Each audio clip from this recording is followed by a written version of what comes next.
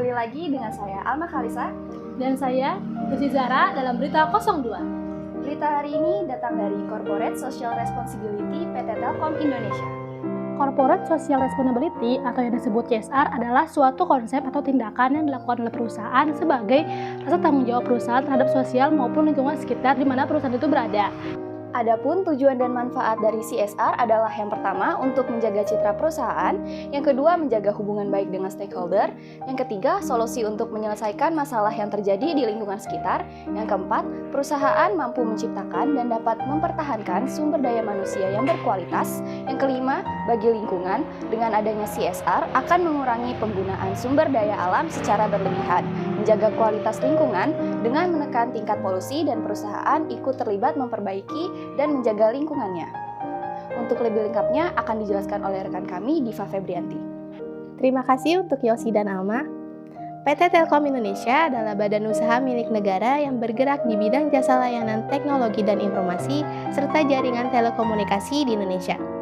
Pemegang saham Telkom mayoritas adalah pemerintah Republik Indonesia sebesar 52,9% dan sisanya 47,91% dikuasai oleh publik.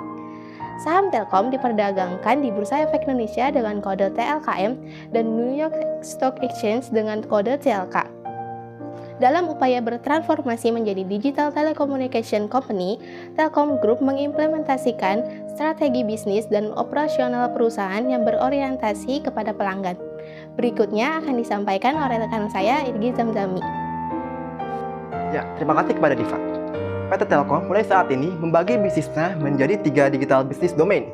Yang pertama, ada digital connectivity yang meliputi fiber to the X, 5G, software defined networking, atau network function virtualization atau satellite.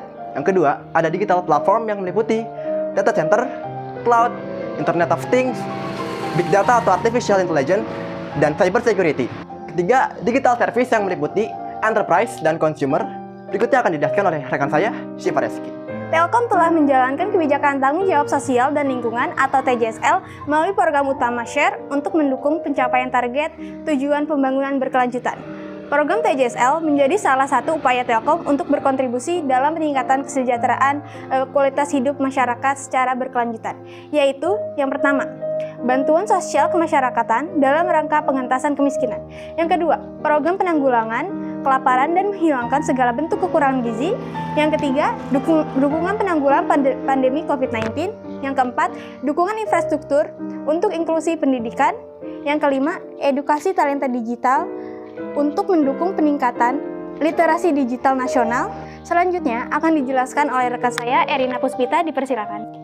Baik, terima kasih Syifa. Berikutnya, sejak tahun 2016, Telkom membuat layanan pengajuan pinjaman dana, program kemitraan melalui website Smart Business, serta pembayaran angsuran melalui virtual account bank, yaitu Bank Mandiri dan Bank BNI. Berikutnya, mulai tahun 2017, Telkom menerapkan perluasan metode pembayaran angsuran melalui virtual account lewat sinergi dengan entitas anak, yaitu PT Finet Indonesia sebagai agregator payment point non-bank dan payment point antara lain PT Pos Indonesia, PT Pegadaian, dan Gerai Minimarket.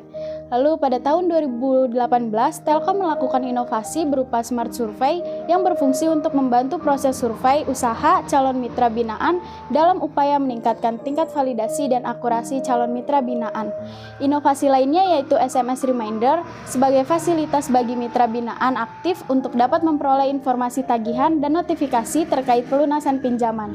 Sepanjang tahun 2019 ini, Telkom kembali melakukan berbagai terobosan dalam aspek digitalisasi proses bisnis TJSL, termasuk di dalamnya adalah dashboard TJSL sebagai pusat pelaporan data pengelolaan program TJSL dan aktivasi helpdesk TJSL sebagai kanal komunikasi antara pengelolaan program TJSL dan mitra binaan. Laporan saya kembalikan kepada Yosi dan Alma. Terima kasih kepada rekan kami yang sudah menyampaikan informasi tentang CSR dari PT Telkom. Semoga apa yang disampaikan dapat menambah wawasan tentang corporate social responsibility dari suatu perusahaan. Jangan lupa untuk like, komen, dan share video ini. Salam sastra, salam Indonesia. Sampai jumpa.